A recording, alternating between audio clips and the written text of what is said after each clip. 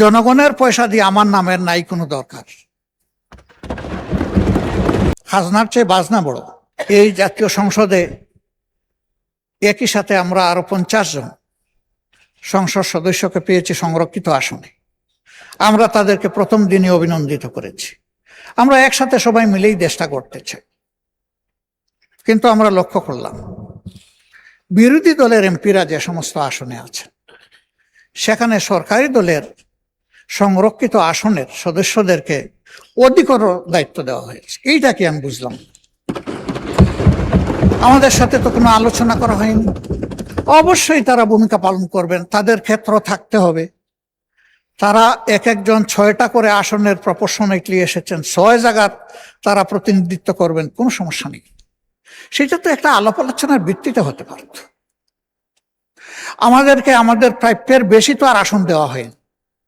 আমরা যে 13টা পাওয়ার কথা সেই 13টাই পেয়েছি।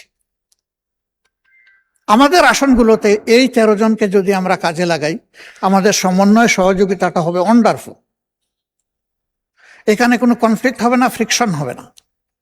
কিন্তু যদি আমাদের লোকদেরকে দেই সরকারি দলের ওখানে সদস্যরা যারা আছে, আর সরকারি দলের সদস্যরা যদি করেন আমাদের এখানে, কনফ্লিক্ট হবে, হচ্ছে, তৈরি হয়ে গেছে। এই সংসদে যখন এই কনসার্নটা আনা হয়েছে তখন একজন সম্মানিত মাননীয় মন্ত্রী বলেছেন যে ওই রকম কোনো অ্যারেঞ্জমেন্ট করা হয়নি। কিন্তু এই সংসদেই দাঁড়িয়ে একজন সংসদ সদস্য সংরক্ষিত আসনের তিনি বলেছেন যে আমার অধিকতর দায়িত্ব এই জেলায় আমি পালন করে এসেছি। এখানে দুইটা বক্তব্য মিলছে না এবং বাস্তবে তাই দেখছি। আমার আরেকটা অনুরোধ, রাষ্ট্রের ট্রেজারির প্রত্যেকটা টাকা সরকারের কাছে, এই পার্লামেন্টের কাছে আমানত। শুধু সরকার না, কারণ এই পার্লামেন্টই অর্থ বিল পাশ করে।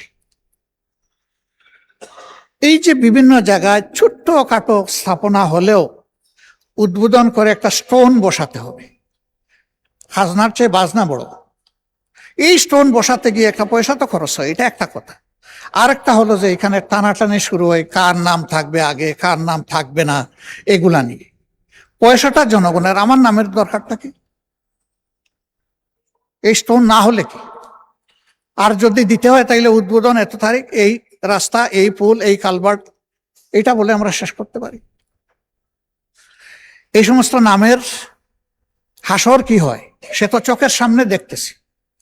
বড় প্লেট হোক আর ছোট প্লেট হোক, সরকার বদলের সাথে সাথে আমাদের ব্যাড কালচারের কারণে একদিকে নামের বন্যা, আরেকদিকে ভাঙচুরের বন্যা। কার সম্পদ নষ্ট হয়, মান সম্মানের উপর আঘাত এবং অর্থের অপচয়। এই বিষয়টা আমি অনুরোধ করব সরকার বিবেচনায় নেবেন। অপচয় রোধ হওয়া দরকার। আর জনগণের পয়সা দিয়ে আমার নামের নাই কোনো দরকার। কারো যদি নামের প্রয়োজন হয়, নিজের জমি, নিজের অর্থ খরচ করে তিনি যদি জনকল্যাণমূলক কোনো প্রতিষ্ঠান করে নাম দিতে চান, যতবার তার প্রয়োজন ততবার নাম দিন, আমাদের কোনো আপত্তি নেই। অর্থটা উনার, কিন্তু জনগণের টাকায়